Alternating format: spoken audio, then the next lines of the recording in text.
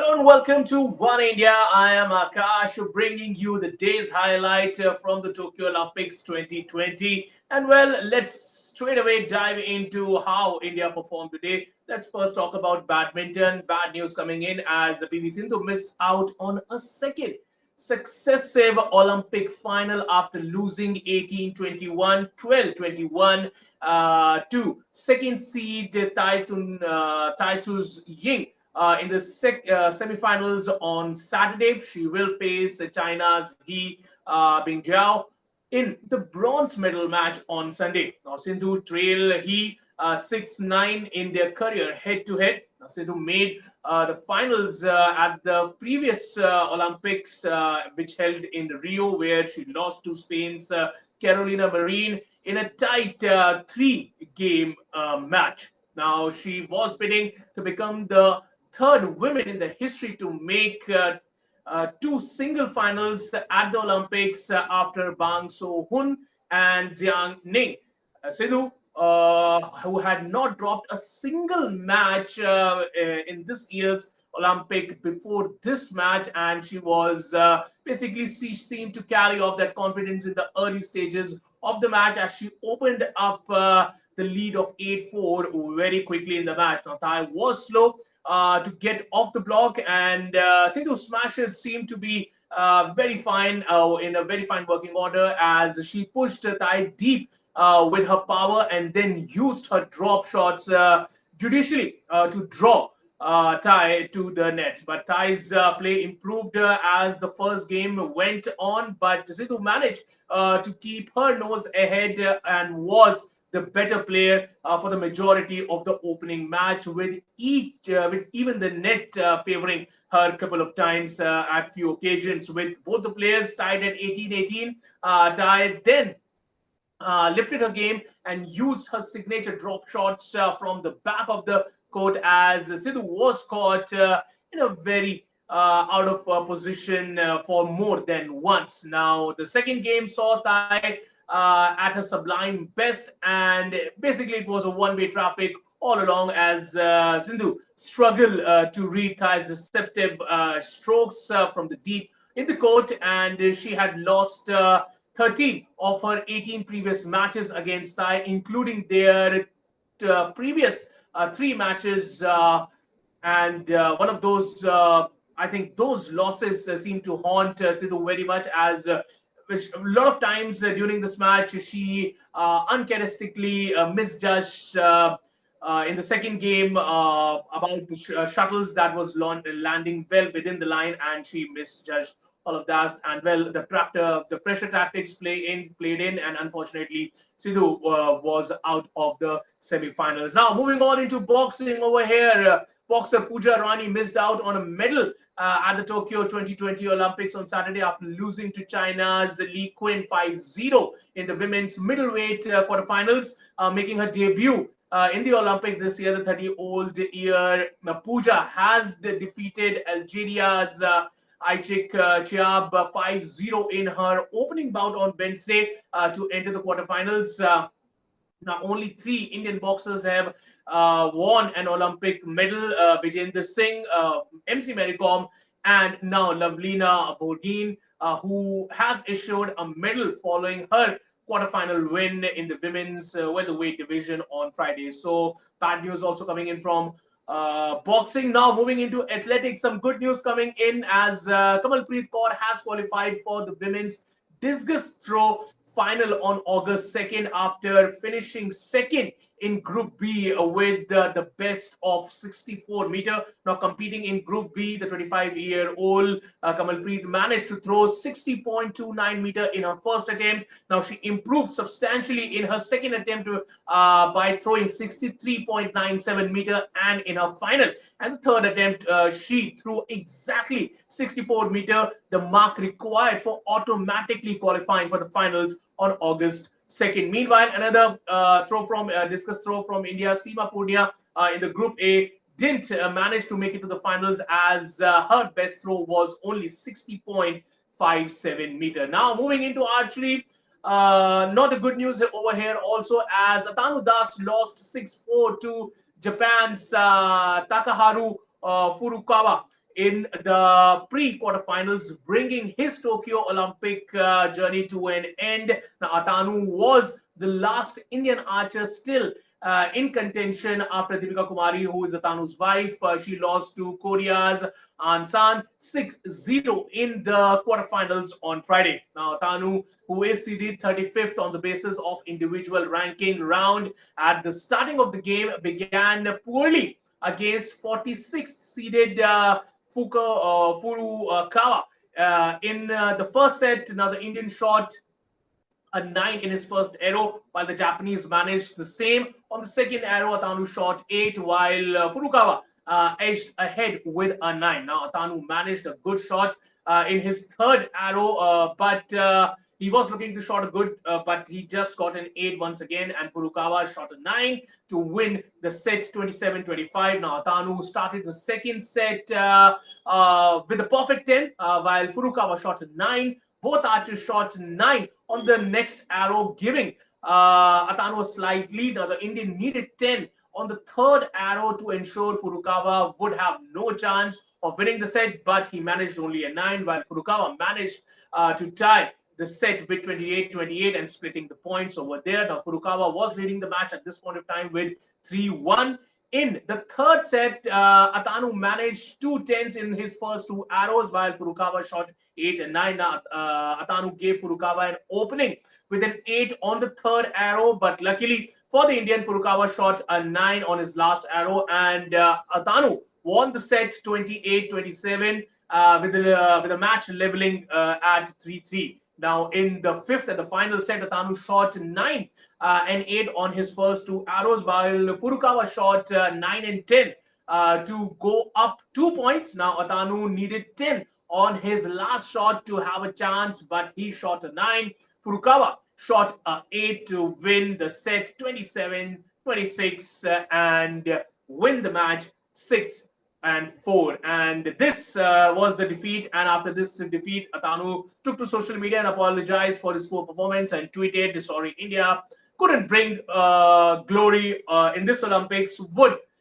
We should keep moving forward. Nothing else to say." Jai Hind. So disappointing performance there by the Indian archer, but as the day progressed, let's see how other matches went over here. Not a good signature once again. Let's talk about boxing over here. Indian boxer Amit Panghal was knocked out of the Tokyo Olympics with a 1-4 defeat to Rio game silver medalist Jurgen Martinez in the pre-quarterfinals of the men flyweight category on Saturday. Now, one of India's strongest medal contender, Panghal, was put under pressure by the Colombian in the opening round itself, but the pre-bout favorite made a faster start than he usually does, ensuring that he connected better to claim the first 3 minutes 4-1. Now, Martinez's pace should have set some alarms in the Indian corner, despite Panghal bagging the first round, because the Pan American champion upped the ante in the second round. Now, the Indian was cornered despite working relentlessly on Panghal's body with his uppercut in the second round, and Panghal found it tough to respond to Martinez's persistent and that brought him to the level of the top star. Now, Martinez made sure that there were no let-ups in his intensity in the third and the final 3 minutes of the round, leaving Panghal on the defensive for the most part. Despite this loss, the 25-year-old Panghal remains one of the best performing Indian boxers in the recent times, having secured gold medal in the 2018 Asian Games, followed by an unparalleled silver medal at the World Championship in 2019. But unfortunately, his road in the Tokyo Olympics has ended. Talking about hockey now, good news, Indian women's hockey team kept their hopes of progressing into the knockout alive by crushing 4-3 over South Africa. Now, this was a crucial win for India that has put them ahead of Ireland in the quarterfinal spot. Now, Rani Rampal led side gained a 1-0 lead in the first quarter with the Vandana Katria got the first goal in her name. Now, in the dying minutes of the first quarter, South Africa managed to get an equalizer, bringing the score lines to 1-1. Now, in the second quarter, it was once again Katria who scored the goal for the Indian side, and the Indian team gained a 2-1 lead. However, just like the first quarter, in the second quarter also, South Africa registered an equalizer in the final moments of the second quarter. Now, India resorted to good gameplay and restored its lead in the third quarter as Neha scored a goal. Now, frustrating the Indians, once again, South Africa managed to get equalizer once again. Now, it was at the end of the third quarter. Now, the score lines read 3-3. Now, Katria once again was the MVP, and she registered her third goal of the match in the fourth quarter, giving India a 4-3 lead with just 11 minutes left on the play. And in the end, India managed to hang on to this lead, and they beat South African team by 4-3 to get a win. Now, moving on into athletics, Sreeshankar finished with his best effort of 7.69 in the qualification B of men's long jump, which wasn't enough to help him make into the finals. Talking about shooting over here, Anjum, Moudgil and Tejaswini Sawant failed to make it to the women's 50-meter rifle three-position final after finishing 15th and 33rd respectively in the qualification. Talking about sailing over here, Casey Ganapathy and Varun Thakkar finished 14th in the race number 12 out of 12, and overall the team is positioned 17th in the men's skip 49er. Talking about golf, now after the 3 rounds, Anirban Lahiri tied 28th with a score of 6 under 207, while Udayan Mane is tied 55th with the total of 2 under 273. So that is how the India performed today in the Tokyo Olympics. Now let's take a look at some more interesting, some few international stories from Tokyo Olympics. Now, Elena Thompson Hare broke Florence Griffith's 33-year-old Olympic record in the women's 100-meter, and while doing so, she pointed out in the scoreboard even before she crossed the line in 10.61 seconds on Saturday to defend her title and lead a Jamaican sweep of the medals. Now, Griffith set the old record of 10.62 at the 1988 Seoul Olympics. Now, Thompson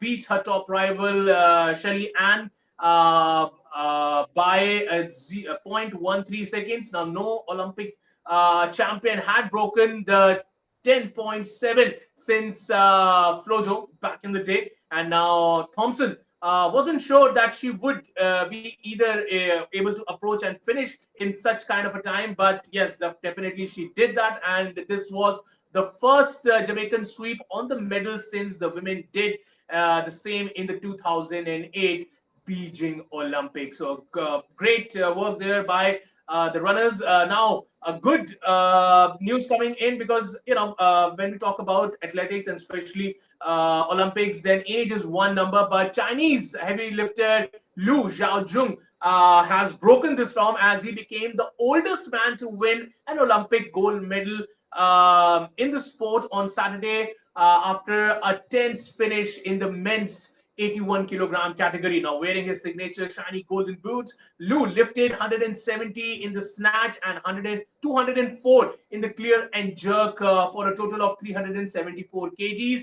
Now, this was 7 kg more than Zarkups Bonat of the Dominican Republic in the second, and 9 kilogram ahead of Italian rival Antonio Pizzolato, who got the bronze. Now, Liu's win was only assured after Pizzolato tried and failed the world record of 210 kgs clear and jerk.